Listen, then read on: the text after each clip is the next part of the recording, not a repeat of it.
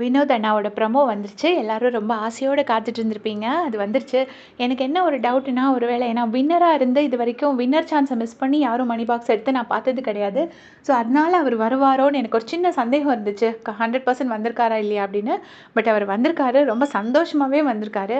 வந்தவுடனே சொன்னாரு, "நான் ரொம்ப எமோஷனலா இருக்கேன். ஒரு ஆனந்த கண்ணீர் வருது சார்" அப்படின்னு சொல்லிட்டு விஜய் சேதுபதி சார் கிட்ட சொல்றாங்க. ஏன்னா அவருக்கு மக்கள் சப்போர்ட் அவர் பார்த்துருப்பாரு. அதுலயும் அவரோட சொந்த இடத்துக்கு போறப்போ, சுத்தி இருக்கிற மக்கள்லாம் எவ்வளோ சப்போர்ட் குடுத்துருப்பாங்க அப்படிங்கிறது நமக்கு தெரிஞ்சிருக்கு. நமக்கு தெரியும். பொதுவா வீடியோஸ் வரும். இது இன்னும் வீடியோ வரல. பட் அவர் சொல்றாரு, "ரொம்ப சந்தோஷமா இருக்கு. உங்க எல்லார் மக்கள்லயும் நான் கால தொட்டு கும்பிடுறேன்" அப்படின்னு சொல்லி அந்த ஸ்டேஜ தொட்டு கும்பிடுறாரு.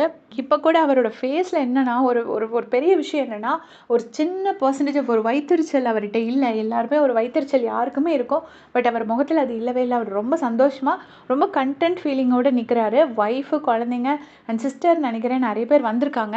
எல்லாருமே அந்த ஃப்ரண்ட் ரோல உட்காந்துருக்காங்க. அப்புறமா சொல்லாரு, "என் மனசார சொல்றேன் சார். இது யாரு சொல்லியும் நான் எடுக்கல. என் சொந்த முடிவெடு தான் நான் எடுத்தேன். ஏன்னா, இந்த 18,00,000 நான் பட்ட கஷ்டத்துக்கும், என்னோட ஃபேமிலியில எனக்கு இருக்கிற பொறுப்புக்கும், எனக்கு இது ரொம்ப பெரிய அமௌண்ட். அது ரொம்ப தேவையான அமௌண்ட். அதனால நான் சொந்தமா முடிவெடுத்து தான் நான் அந்த பணத்த எடுத்தேன்" அப்படின்னு சொல்லிட்டு சொல்றாரு.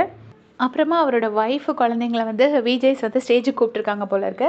அவங்க உடனே சொல்றாங்க, "அவரோட திறமைக்கான அங்கீகாரம் கிடைக்கலையேன்னு நான் ரொம்ப வருத்தப்பட்டுருக்கேன். ஆமா, ஆப்வியஸ்லி சாதாரண டேலண்ட்டுக்கே ஃபீல் பண்ணுவோம். அதில ரொம்ப ஓவர் டேலண்ட் இருக்கு அவருக்கு. அது கிடைக்கலையே நான் ரொம்ப ஃபீல் பண்ணியிருக்கேன். பட் அதுக்கு ஒரு முற்றுப்புள்ளி இந்த பிக் பாஸ் ஷோல எனக்கு கிடைச்சிருக்கு" அப்படின்னு சொல்லிட்டு ரொம்ப ஹேப்பியா சொல்றாங்க. "உண்மையிலேயே ஸ்டேஜுக்காகலாம் நான் சொல்லல சார். எங்களுக்கு இது உண்மையிலேயே போதும்" அப்படின்னு சொல்றாங்க. அதுக்கு உண்மையிலேயே பெரிய மனசு வேணும்.